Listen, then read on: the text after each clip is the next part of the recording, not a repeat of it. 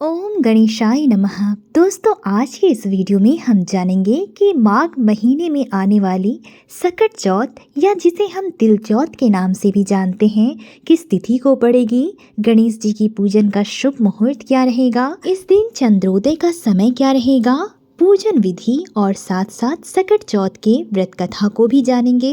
तो अंत तक इस वीडियो को ज़रूर देखिएगा और अगर वीडियो अच्छा लगे तो वीडियो को लाइक और चैनल को सब्सक्राइब ज़रूर करिएगा। शास्त्रों में सकट चौथ को बहुत ही महत्वपूर्ण माना गया है। सकट चौथ को संकष्टी चतुर्थी, वक्रतुंडी चतुर्थी, माही चौथ और तिलकुटा चौथ के नाम से भी जाना जाता है।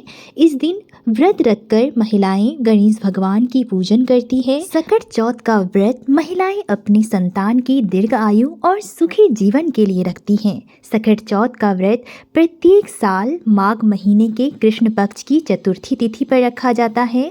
आइए जानते हैं कि चतुर्थी तिथि का शुभ मुहूर्त क्या रहने वाला है और गणेश भगवान की पूजन का शुभ मुहूर्त क्या रहेगा। साल 2025 में सकट चौथ या तिल चौथ का व्रत 17 जनवरी दिन शुक्रवार को रखा जाएगा। चतुर्थी तिथि का आरंभ 17 जनवरी की सुबह 4:06 पर होगा और चतुर्थी तिथि का समापन 18 जनवरी की सुबह 5:30 पर होगा। ऐसे में उदया तिथि के अनुसार सकट चौथ का व्रत महिलाएं 17 जनवरी को रखेंगी। इस दिन चंद्रोदय का समय 17 जनवरी की रात 9:09 पर रहेगा। आइए अब जानते हैं सकट चौथ के पूजन विधि के बारे में। सकट चौथ के दिन प्रातःकाल स्नान के बाद व्रत का संकल्प लेकर संतान की दीर्घ आयु व सुखी जीवन के लिए निर्जला व्रत रखना चाहिए। इस दिन गणेश भगवान का पूजन किया जाता है। पूजन में सबसे पहले एक चौकी पर मिट्टी से बनी हुई गणेश जी की प्रतिमा को स्थापित करें और उनका श्रृंगार करें और प्रतिमा को रोली, अक्षत, दुर्वा, पान, सुपारी, धूप दीप अर्पित करें। इसके बाद गणेश जी के मंत्र ओम गण गणपते नमो नमः मंत्र का जाप करें। तिल तथा गुड़ के बने हुए लड्डू का भोग लगाएं।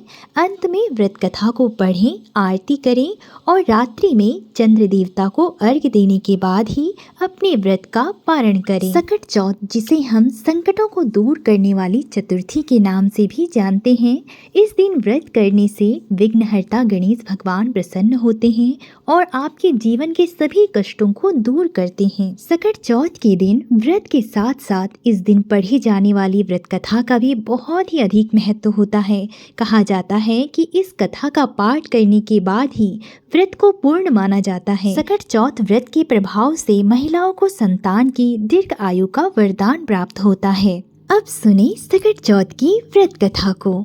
एक प्रचलित कथा के अनुसार एक बार सभी देवतागण बड़े ही विपदा में पड़ गए और भगवान शिव के पास अपनी समस्या के निवारण के लिए गए।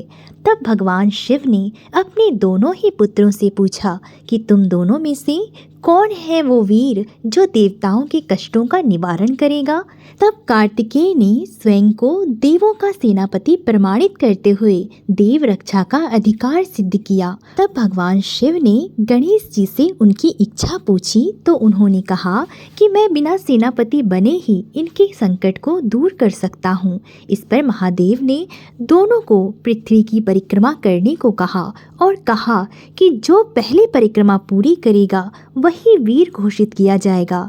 यह सुनकर कार्तिकेय पृथ्वी की परिक्रमा के लिए निकल गए, लेकिन गणेश जी ने अपने माता पिता की 7 परिक्रमा करते हुए कहा कि इनमें ही समस्त तीर्थ निहित है। गणेश जी की बात से सभी नतमस्तक हो गए और महादेव ने उनकी प्रशंसा करते हुए उन्हें आशीर्वाद दिया कि प्रत्येक कार्य से पहले तुम्हारी सबसे पहले पूजा की जाएगी। इसके बाद पिता की आज्ञा से गणेश जी ने देवताओं के संकटों को भी दूर कर दिया।